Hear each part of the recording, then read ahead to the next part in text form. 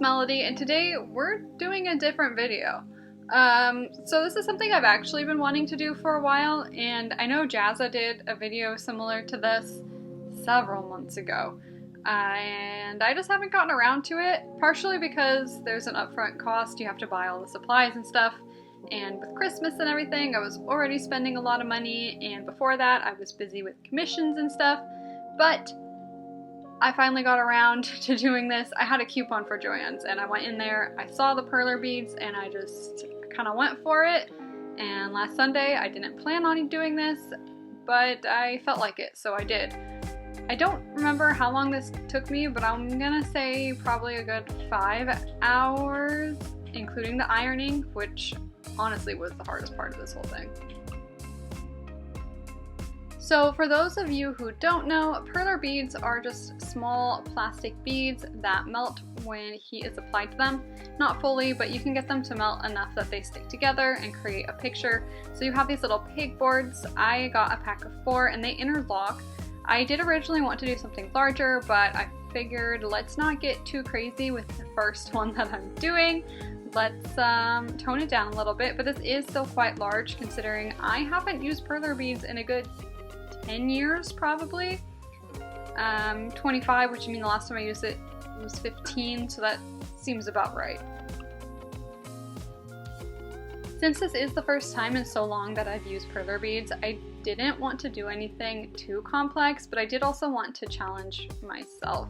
So I didn't want to just do a one grid thing because I figured that's too easy. I also initially thought maybe I would just go on Pinterest and find a template, but it's not cheating. Good for you if you do that, and you know, it's great to use the resources that are available to you, but I wanted to do something more original, so I went on the website Pexels. You probably heard me mention this before. I'm not sponsored in any way, I just really like their website.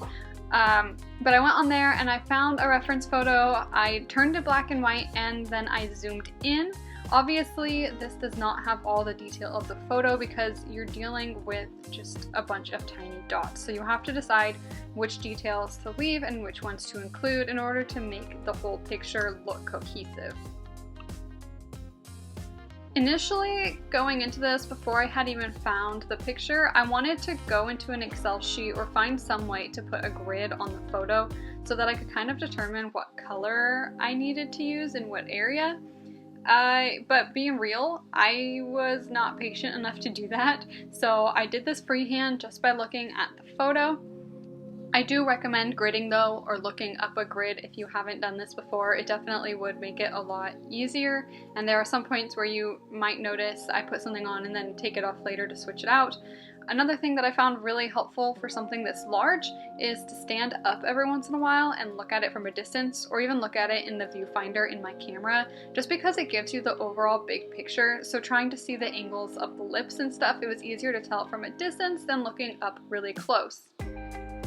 Also, I don't really show me ironing this a whole lot because I didn't think it would be that exciting of a process, but it turned out to be a lot more difficult than I thought it would be. So tips for something this large, I think if you were to start in one area and then slowly, gradually move from there instead of going kind of all over the place, it'll work out a lot better. What happens is that it gets warm and then as it cools it starts warping, so if you have a couple areas set, they'll start to separate from each other and it's really hard to melt them back together.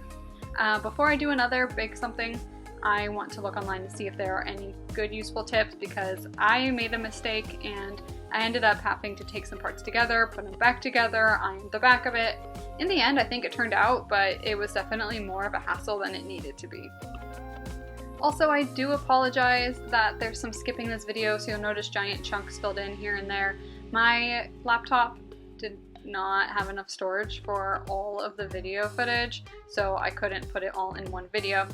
Anyway, this is it. It's a girl's lips eating a strawberry.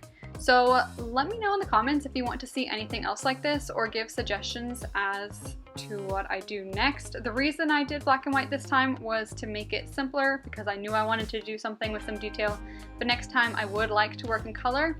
Part of me wants to do a life-size Sailor Moon or Vegeta or something just for the fun of it, because why not? But that will have to wait until I move to a bigger place because I don't have enough space here. So if there's any smaller things, something more on this scale that you'd like to see done, let me know, and make sure you like and subscribe if you haven't already. I'll see you guys in the next video.